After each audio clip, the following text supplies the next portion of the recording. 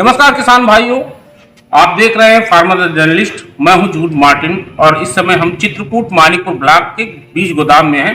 हम बात करेंगे रबी की फसल में क्या क्या फसलें हैं जो कि बोई जा सकती हैं, और इस सरकारी जो गोदाम है, मेरे पीछे आप देख रहे हैं सरकारी गोदाम में जो बीज आए हुए हैं, तो इनमें कौन कौन से बीज उपलब्ध हैं, किस तरीके से बोना है और बोने के पहले हमें क्या करना है। तो मैं आपको परिचय करवाता हूँ। क्या नाम है आपका? भुवनेश कुमार, पद क्या? बीज गोदाम प्रभारी मानिकपुर। तो क्या क्या इस जो रबी की जो फसलें होती हैं, रबी की फसलें में हम लोग क्या क्या चीज बो सकते हैं? रबी की फसलों में मुख्य फसल जो सबसे पहले बोते हैं सरसों बोते हैं। उसके बाद आता है आपका चना है, मटर है, मसूर है। इसके बाद गेहूं की बुआई होती है। ठीक है, तो हमारे यहाँ अलसी भी है, अलसी की भी बुआई होती है। लेकिन इस समय जो चल रहा है सीजन वो सरसों का ज़्यादा है, और हमारे यहाँ सरसों दो वैरायटी का आयात हुआ है। एक RS 761 और एक है गिरिराज का। जो RS 761 है वो प्रमाणित है। अच्छा। और दूसरा आधारी आया है गिरिराज का। और हमारे पास चना है आपका RVG 202, ये आया हुआ है। और आपका ये चना आपका है पूसा 3043, ये भी आया हुआ है। और ये RVG 204, ये भी आपका हमारे यहाँ। अंतर क्या है और कितने क्या पानी देना पड़ता है, कितने दिनों में ये हो जाती है इसकी फसलें चना की? देखिए, चना, मसूर, मटर और सरसों, ये सबसे कम पानी चाहने वाली फसलें हैं। ये ज्यादातर उन क्षेत्र में बोई जाती हैं। तो मैं आपको पहले ही बता दूं मैं आपको कि ये बुंदेलखंड है। बुंदेलखंड का पाठा मानिकपुर कहला रहा है, और इस जगह वर्षा बहुत कम होती है। वर्षा कम होने से के कारण जो है यहाँ पर किसान ज्यादातर ये सोचते हैं कि हमें कम पानी लगे और हमारी फसल तैयार हो जाए। तो जो चने की जो फसल है, इस पे कम पानी की जरूरत होती है। तो अधिकारी बता रहे हैं कि किस तरीके से हमें ऐसे फसलें लगाना है। तो जी, तो चने की जो फसल बोते हैं, चने में सबसे कम पानी की आवश्यकता होती है। अगर पानी लगातार नहीं बरसा तो हल्का फूल आने के पहले इसको हल्का सा सिंचाई की आवश्यकता होती, बहुत पानी की आवश्यकता है। तो लगभग कितने दिनों में फूल आ जाता होगा इस पे?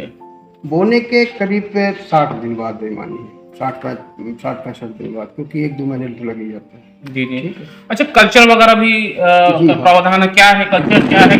कई किसान भाई डायरेक्ट ऐसे बो देते हैं जिनको जो है कल्चर के विषय में मालूम नहीं है। हाँ, कई किसान लोग होते हैं जो घर का बीज बो देते हैं, वो उपचारित नहीं करते हैं। तो इससे क्या होता है, कल्चर मेन चीज होता है, टीका रोधक का काम करता है।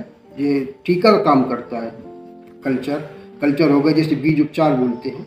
तो कल्चर में एक हमारे यहाँ अगर चने की फसल में लेते हैं तो राइजोबियम कल्चर होता है, जो नाइट्रोजन का एकत्रीकरण में सहयोग करता है। फसलों में वायुमंडल के नाइट्रोजन का एकत्रीकरण में बहुत सहयोग करता है। जड़ मजबूत होती है, ग्रोथ होता है जी। अब जब नाइट्रोजन मान लीजिए कहीं पड़ी है, या वायुमंडल की नाइट्रोजन होती है 78%, उसकी नाइट्रोजन को पौधों में एकत्रीकरण करता है। क्योंकि दलहनी फसलों के लिए जड़ों में जो होता है वो राइजोबियम नामक जीवाणु पाया जाता है। इनकी गांठें होती हैं हल्की हल्की सी जड़ों में, वो होता है। और ये कल्चर मिला देते हैं तो उन जीवाणु को ये एक्टिवेट कर देता है। तो कल्चर मिलाने में जमीन मिट्टी में मिलाना है या फिर बीज में मिलाना है? कैसे मिलाना पड़ता है? बीज में मिलाना पड़ता है। बीज में मिलाना पड़ता है। बीज में मिलाने हमारे पास 200 ग्राम का एक पैकेट होता है, उसमें 10 किलोग्राम बीज के लिए पर्याप्त होता है। उसको मिलाने के लिए क्या होता है कि आप थोड़ा पानी ले लीजिए और उसमें थोड़ा गुड़ डाल दीजिए।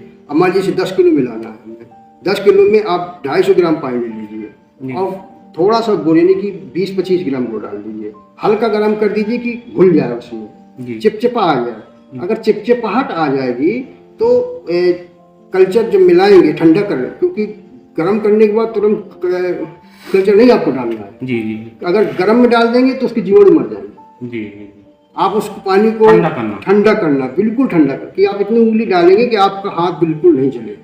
जी, नॉर्मल कर देना, बिल्कुल वातावरण के बराबर कर देना। बिल्कुल। और जब आप उसमें कल्चर डालेंगे फिर उसको आप मिला दीजिए अच्छे से, और उसी को आपको 10 के बीज में अपना मिला दीजिए। या तो घड़ा है तो घड़े में बीज डाल दीजिए, या उसी को घोल डाल दीजिए, ऊपर नीचे कर दीजिए। ऊपर नीचे कर देंगे तो आपका मिल जाएगा। तो मिल जाने के बाद आपको तब मिलाना है, जैसे आपकी फसल सुबह बो रहे हैं आप जी, तो आप शाम के मिला के छाया में रख देना है। जी, धूप में नहीं रखना है, छाया में रखना है। किसान भाइयों धूप में नहीं रखना है, कल्चर जो मिलाया जाएगा बीज को उसको छाया में रखना है। छाया में रखने से क्या होता है, अच्छा उसका जीवाणु नहीं खत्म। जीवाणु नहीं खत्म होता, अगर क्योंकि शुद्ध जीवाणु होता है, अगर गर्म पा जाएगा तो ये खत्म हो जाएगा, फिर आपका काम नहीं करेगा। तो आपको बोने के करीब 4 से 8 घंटे पहले आपको रखना। जैसे आपको शाम के बोना है तो सुबह मिला के रखें, और अगर सुबह बुआई कर रहे हैं तो शाम को मिला के रख दीजिए, बुआई कर दीजिए। तो जिस तरीके से ये 3 बीज हैं, चने के बीज आए हुए हैं, तो इन चने के जो 3 बीजों में अंतर क्या है?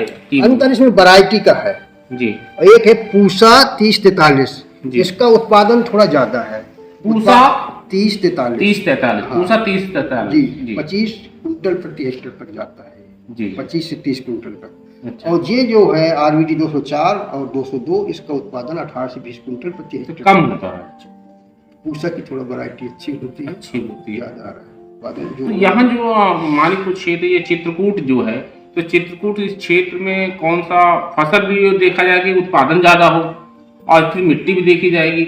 नहीं तो यहाँ किसान पूसा 3043 ज्यादा पसंद करते हैं। यहाँ सबसे ज्यादा उपज ज्यादा होती है, इसकी उपज ज्यादा होती है, और रोग की बीमारियां भी कम लगती है इसमें। कम लगती हैं। तो ज्यादातर पूसा के लिए आप सलाह देंगे, पूसा बोए तो कितना इस पे, कितनी बार इस पे सिंचाई लगती होगी, इस पे जो चना है? नहीं तो पहले भी हम बता चुके हैं कि चने में सिंचाई की उसे आवश्यकता नहीं होती है।